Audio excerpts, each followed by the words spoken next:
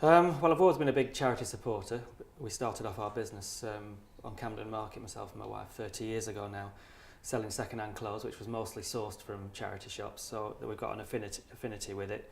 I've just done a Celebrity Mastermind, where my money went to Oxfam. Oxfam are, play a big kind of role in the stuff that we do. They're a big partner in our Vintage Festival, which takes place every summer, where they bring workshops, show you how to upcycle second-hand clothes, and they also have a shop where they sell second-hand clothes and do really well. And we just have always had a policy as a family that as soon as something's stopped being useful and you can't pass it down through the family, it gets passed to a charity shop. So anything, most people consume too much and we buy too much. And so much of it has got a second life and a third life.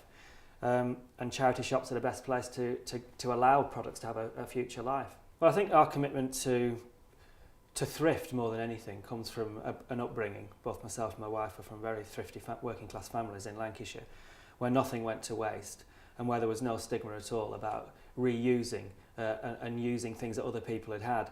And so it became a way of life, and certainly nothing to do with fashion. It just makes sense, using things until they can't be used anymore is the right thing to do, both from a sustainability angle, from a charity angle, and from a thrift angle. It ticks every box of good living, really.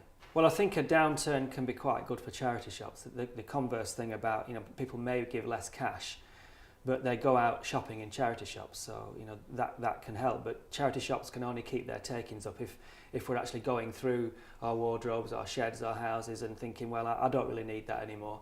So if you can't afford to give cash, and many people can't, we have to be realistic about that. Most of us can give something. Well, spring's fast approaching, and that old thing about spring clean, just go through your house, spring clean it, go through your shed, spring clean it, you'll find stuff that you don't need anymore, and then take it down to the charity shop.